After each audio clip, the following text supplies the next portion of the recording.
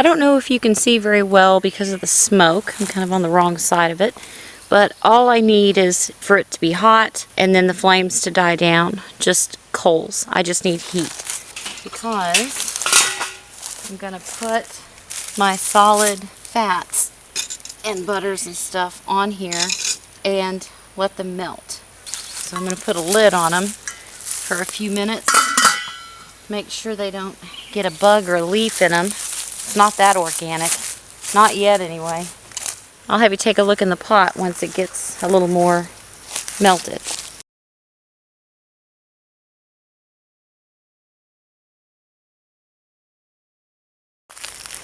Okay, it's been sitting on here about 10 minutes, I guess, and I'm going to show you what it looks like so far. It's melted the softer oils already, and I'm just going to chop this, oh, the bees.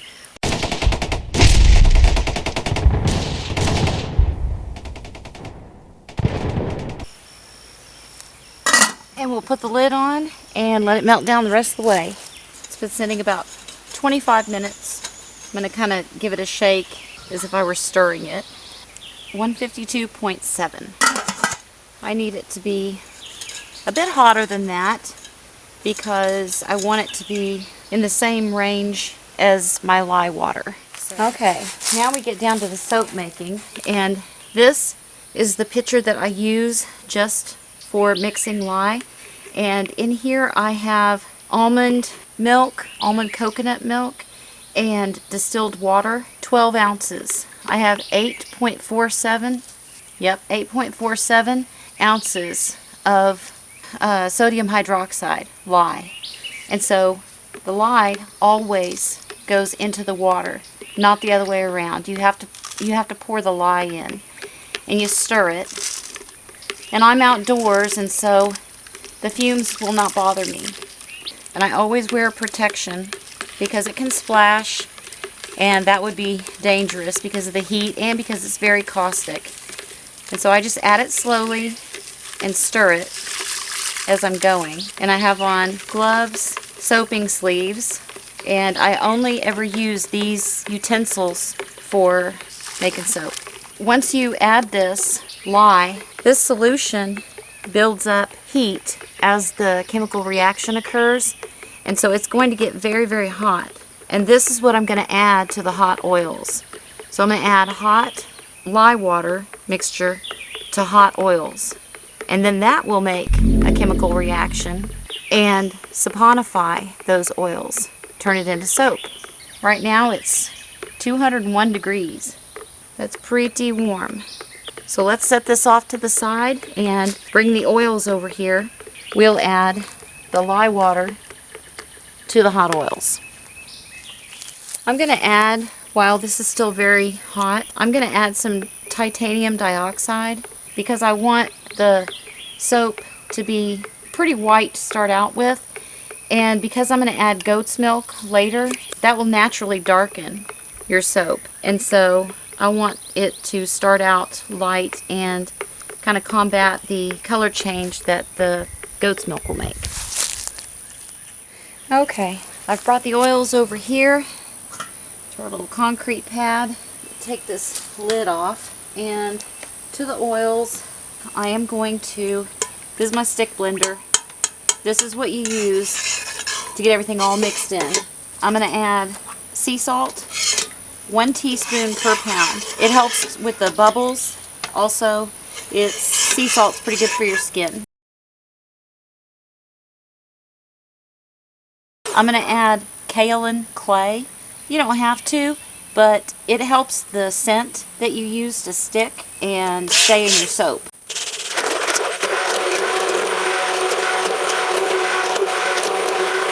Okay, I think the clay is all mixed in, and I think the salt is dissolved. I don't feel any grittiness on the bottom, or not much anyway. Get a temperature reading. It's pretty cool, but we're going to try to make this work anyway. So now I'm going to add the lye and almond milk mixture, and this is where it's going to start to change and go through different stages.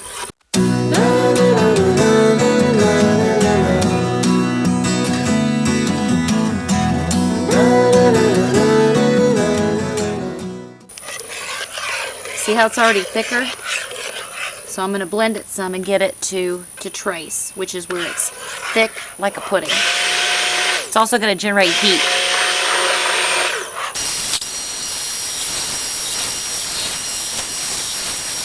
See how it's kind of getting thick? It's kind of starting to follow the stick blender around.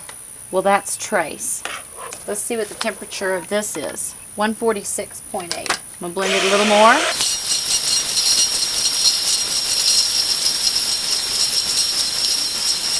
I'm trying to build up as much heat as I can so that it goes through the stages. 153.5. So see, the temperature is going up as I'm mixing instead of going down. Now it's got to go through the cook, and I'm going to cover it for that. Yeah, I think that's about it. I'm going to take some plastic wrap and cover it to hold the heat and the moisture in. But also I got to be able to see through it, because it might volcano. And what that is the heat makes it start bubbling up and rising up. And you've got to be ready with the stick blender to blend it back down.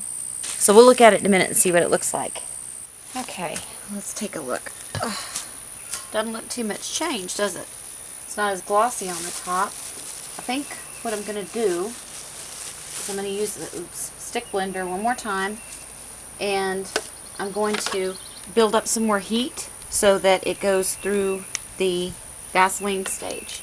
Ooh, it's hard as a rock. That's interesting. Probably the titanium dioxide contributed to it getting so thick like this. It's like mixing concrete.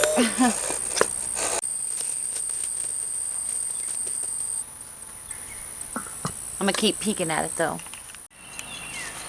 Okay, I'm going to go ahead and add hot coconut milk and goat's milk.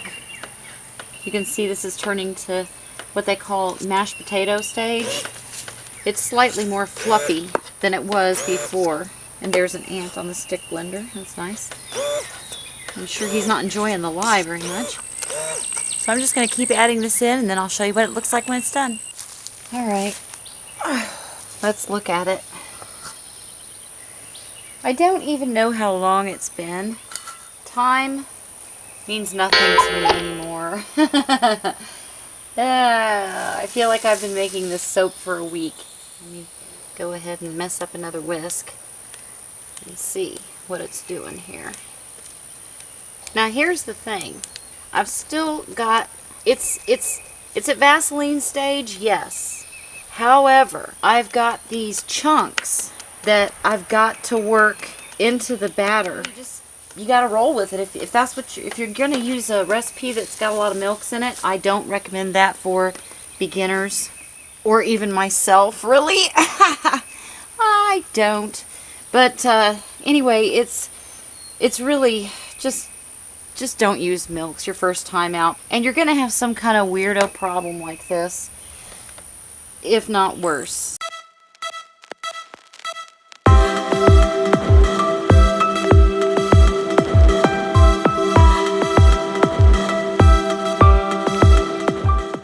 I'm gonna say it's still looking a little potatoey. Yee. That's gonna be about as good as I can get with this. Boy, I picked a dilly-do of a soap to make, didn't I? I'm telling you. Great. Your goal is don't fling it out of the pot. If I had to do this over again, I wouldn't. But if I were, I would not use milks. I'm going to have to blow through another glove. And there's no way that I'm about to test this with a tongue zap. Because with all those chunks in there and stuff, it very well may still have lye in it. I'm not about to test it that way. Alright, I'm going to cover it up. Oh my gosh, what a mess. What a mess. And I made it. Are you sick of this soap yet? I am. I am. I'm very sick of it. Sick of messing with it. Sick of looking at it. I'm going to keep doing this until I'm sure I've gotten to Vaseline stage, and then I'll show you. Okay, I hope you can see this. You know, okay, these are very hot. These are the Superfats, and they're going in. I don't care what. They're going in. Oh my goodness. I don't even remember what these oils are. Oh, one of them shea butter, and the other one is, I don't remember what. Sorry. I'll put it in the description box. I'll be doing this for a while. Alright.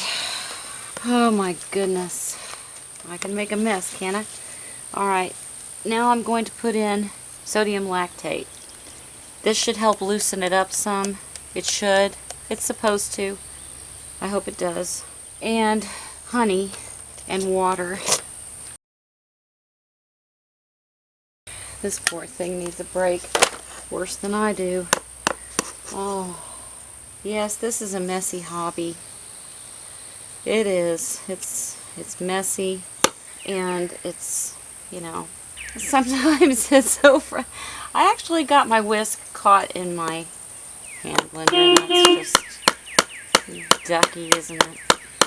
I get frustrated. It's, you know, the funny thing is, and I've said this so many times before, it's not as hard as I make it look. It's not. I want to cry, but I won't. You know what? This, honestly, I've never had this much trouble. And that's saying a lot. Because if you've watched any of my other videos, I have had all kinds of things happen. Not this. And it doesn't help that for some strange reason, it's really chilly out here today. I'm going to let this sit for a few minutes while I pick some of this mess up. Oh, there's ants all over it. Golly. Eee, well, that's what happens when you're outside, I guess. Anyway, I'm going to try to clean some of this mess up. And the last thing that I have to go in is Greek yogurt. And let's hope I can get it worked into this. I just don't know. You'll find out when I do. You know what you're looking at? You're looking at 3 pounds of soap. Just plumb wasted. Well, what was that? I said I was making 4 pounds of soap? That's true. It started out 4 pounds. There's a pound left stuck in the pan that I couldn't scrape out. It's what's known as soap on a stick. Because when your soap seizes up on you and you can't hardly get it out of the pan, I don't know what I'm going to do with it. Probably try to rebatch it. But after all that, this is what I ended up with. Oh, I tell you, I could just lay down in the grass with the ants and the spiders. Oh, but I'll post it anyway so that you can see. Don't let this happen to you. I'll probably try again because that's just like me. I don't give up easily. You gotta at least give me that. I am tenacious, though not always successful, but I don't give up unless I'm absolutely forced to. So, thank you for joining me. I appreciate you watching this monstrosity, and better luck to you and better luck to me next time. Soap Peasant out. Okay, friends, I wanted to tell you how I finished that soap that you last saw in an aluminum pan, which is a no-no, by the way. It's not optimal. But what was? You know, what was with this soap? Well, I'll tell you. I decided not to use any fragrance because I just didn't have a level of confidence about how it was going to turn out, and I didn't want to waste the fragrance that I had chosen. So I didn't use it. So it's an unscented soap. But here's what happened. My oils that were over my pitiful fire were not hot enough they were not at the temperature that they needed to be in order to be within 10 degrees of the hot lye water mixture that I poured in. So therefore, I had an imbalance in temperatures, and that causes a big problem because then it's not going to use its own heat and cook in the pot like it was supposed to. And so that's why it immediately solidified, did not go through the gel phase or Vaseline stage, whichever you want to call it. And so I will show you what I did to correct that and save the soap. What I did is I brought that pan home, drove it all the way back home. I was so red hot mad, I'll tell you, I was so mad. But I was determined that I wasn't going to waste all that soap. And you know, so what I did is I took the soap block out of that aluminum pan, tossed the pan. I got my crock pot out, and which is usually how I do hot process. If you've watched any of my other videos, I use a crock pot. So what I did is basically what they call a rebatch, which is using soap that's already made and re-cooking it in order to, whether you didn't add the fragrance or you didn't add your Superfat or you know, any kind of herbs or whatever kind of thing you were going to put in there. If you left something out, or if there was a mistake in the recipe that you needed to correct, you can do that. So I'm thinking, you know, this thing never really went through what they would call Vaseline stage. It never got that translucent color and texture throughout the whole pot because it just wasn't hot enough. I didn't generate enough heat, and so it just couldn't do it. So what I did is I brought it all the way home, and I got out my crock pot and preheated it, and I sat there. I cut that block into big chunks, and I sat there and used the potato peeler, and I potato peeled that whole big block into my crock pot. And I added a little bit of distilled water and also a little bit more of the coconut almond milk because that was one of the milks that I used. I think I also put a splash of goat's milk in there too. So, and I knew that that was going to add moisture that would then need to evaporate out, but I didn't care. I wanted this thing done. I kept stirring it and cooking it, and it really almost immediately, as soon as it started to melt, all of those shavings started to melt, I could tell when I would stir it that it was going through the Vaseline stage, and that's exactly what I wanted. I wanted it to do that all the way through and make sure that it was not lye heavy. I didn't want any lye present in it because one of the reasons why I do hot process instead of cold is because I like to try my soaps right away. I can't wait. I'm impatient. I like to try it right away and see how creamy it is, how foamy it is, whether I like the scent or whether I like the feel after I rinse my hands. So that's why I do that.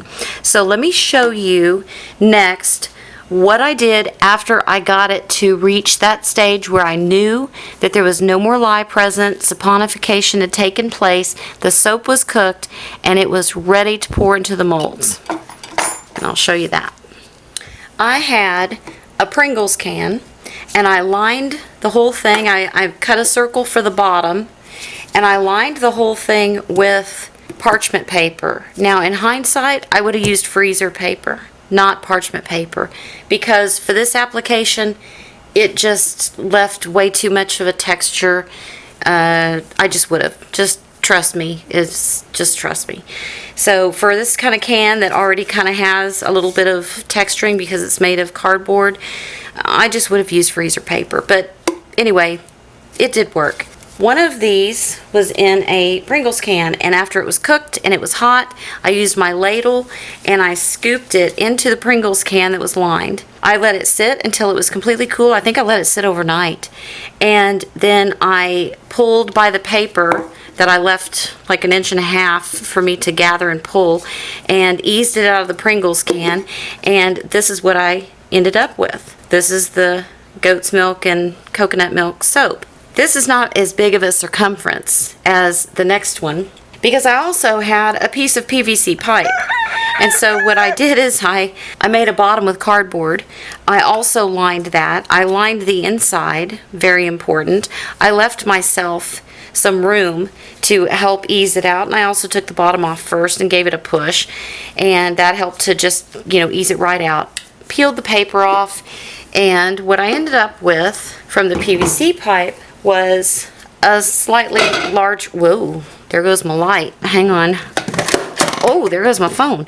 You know, I got technical problems. I got all kinds of, if there's a problem, you name it, I got it. It's larger in circumference, slightly, than the other one, very slightly. You can hardly tell the difference, but anyway.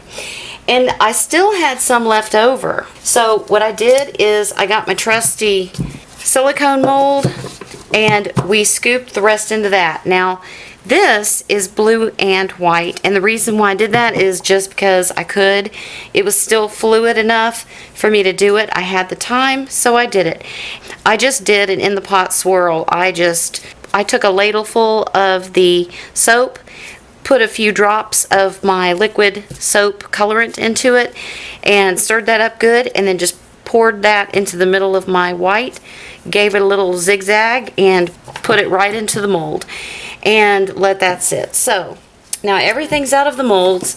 It is not lye heavy. I absolutely did test my test piece. I took the scrapings from it and made me a little, little handful of soap and tested it and made sure, and it lathered nicely. It was creamy. It was really just terrific. I was so pleased with it, and it was a nice ending to, what could have been just a whole lot of ingredients wasted and a whole lot of time, 2 days wasted. Oh my gosh. So next, I'm going to get my Peasant homemade cutter set up, and we'll cut this stuff up and see what it looks like and see how it came out. Okay. How's that? We're rocking. Okay. I've got my cutter in place, and I'm going to use the same knife I always use, and I think I'm going to cut the one that came out of the Pringles can first.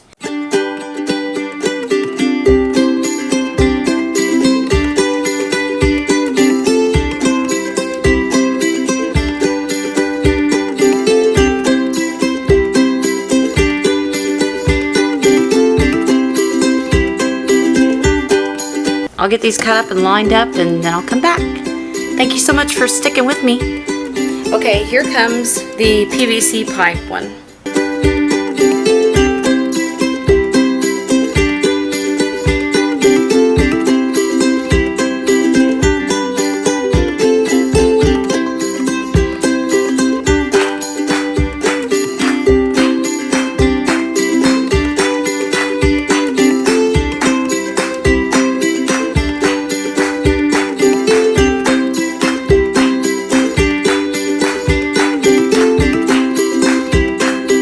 Soap, and then we'll do a few cuts of the blue and white.